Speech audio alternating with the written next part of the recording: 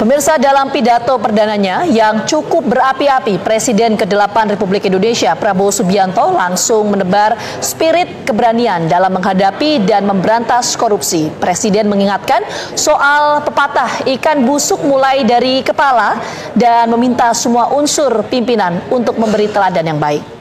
Ya, deklarasi Presiden telah berulang kali ia sampaikan dalam berbagai kesempatan. Lantas, sejauh mana komitmen Presiden Prabowo dalam memberantas korupsi di Republik ini? Saksikan dalam Benang Merah, Deklarasi Perang Korupsi.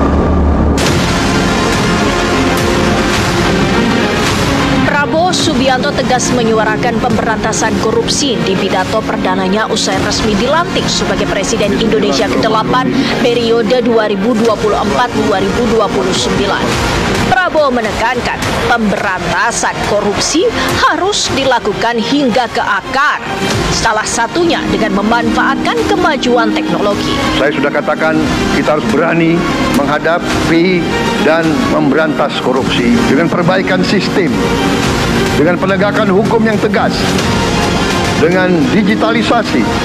Insya Allah kita akan kurangi korupsi secara signifikan. Tapi ini harus kita lakukan. Seluruh unsur pimpinan harus memberi contoh. Ingarso sing tulodo.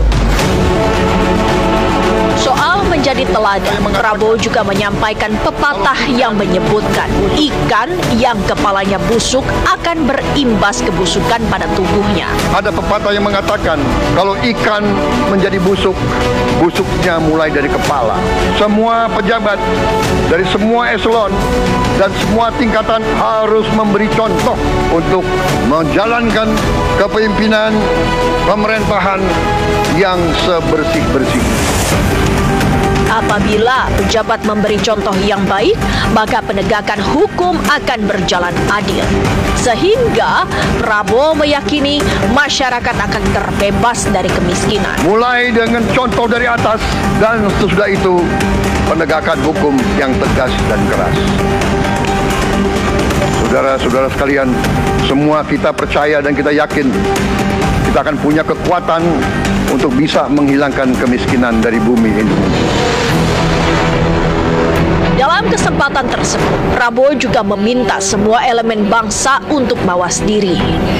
Kita harus berani mengakui terlalu banyak kebocoran-kebocoran dari anggaran kita, penyimpangan-penyimpangan, kolusi di antara para pejabat politik, pejabat pemerintah di semua tingkatan dengan pengusaha-pengusaha yang nakal, pengusaha-pengusaha yang tidak patriotik. Janganlah kita takut untuk melihat realita ini.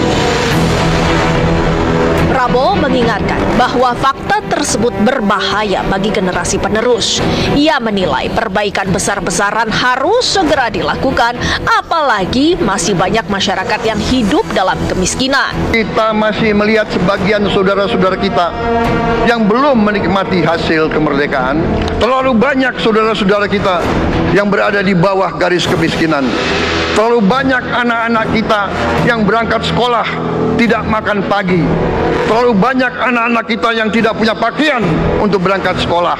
Saudara-saudara sekalian, kita sebagai pemimpin politik, jangan kita terlalu senang melihat angka-angka statistik yang membuat kita terlalu cepat gembira, terlalu cepat puas, padahal kita belum melihat gambaran sepenuhnya.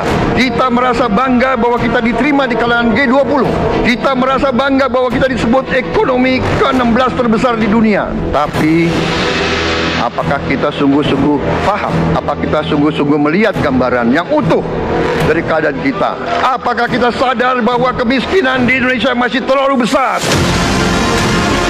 Selain menyoroti angka kemiskinan, Presiden Prabowo Subianto juga menekankan adanya kaitan antara kemakmuran rakyat dengan penegakan hukum di Indonesia, terutama penegakan hukum terkait korupsi, jenis kejahatan yang diklasifikasikan sebagai kejahatan luar biasa atau extraordinary crime.